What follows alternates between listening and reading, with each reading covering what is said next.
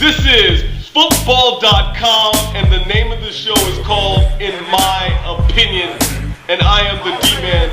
And today's show, if you love football, if you really truly love football, you will love everything about today's show. I have on the show today the first African American to varsity with and play football for the Nittany Lions. Penn State Nittany Lions. I have the first African American to play football in the Cotton Bowl. I have the first African American to be drafted by the National Football League and play. I have with us today Mr. WALLY TRIPLETT. WALLY, how are you doing, my friend?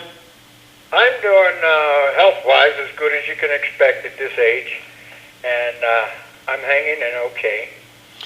I wanted to get you to make a correction, not a correction, but a explanation that I was the second draftee in the selection for the 1949 NFL draftees. Okay. Okay, and the first one was George Talifero.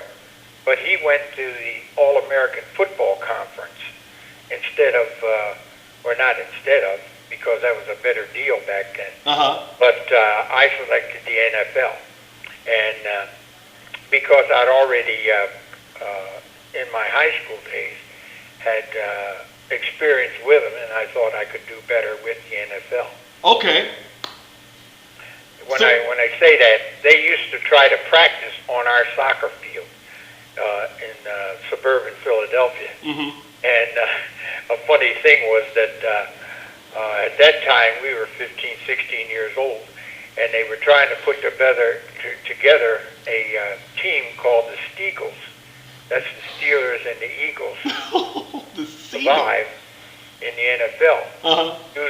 They used our soccer field. One of the not when I say our, it's one of the many high school fields that were around in suburban Philadelphia, and we used to practice on the end of the field, or we'd be playing down at the end of the field, a bunch of kids, and they used to yell at us and get us off of there. and the funny thing was that they would throw or pass or kick a ball down to us, not to us, but down where it was in our area. Right. And we could pick it up and kick it back to them better than they kicked it down to us. Oh, my goodness.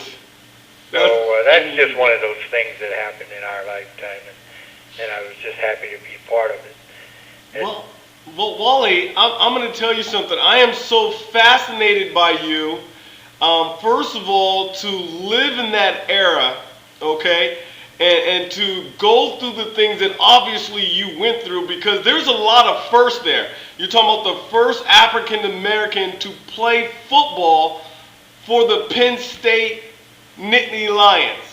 Okay, now let me give you that. That again is a piece of the luck that I had. When you say luck, my luck was good luck, and it was at the expense of somebody else's bad luck.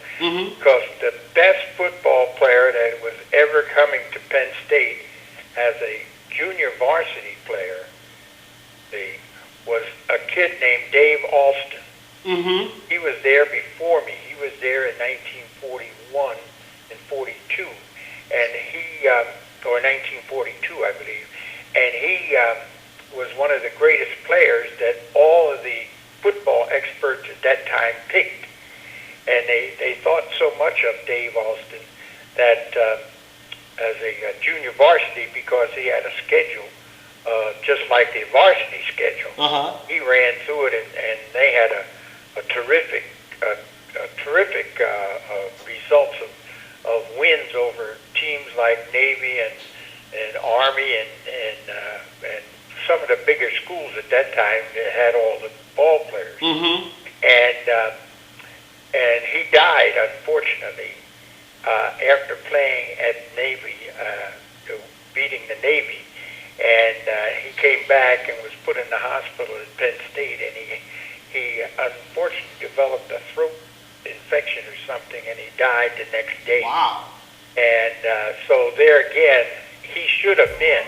Now, he was so well thought of that at that time, Grantland Rice and Look Magazine, which were the authorities for sports at that time, didn't take him off the All-American status that they had already named him for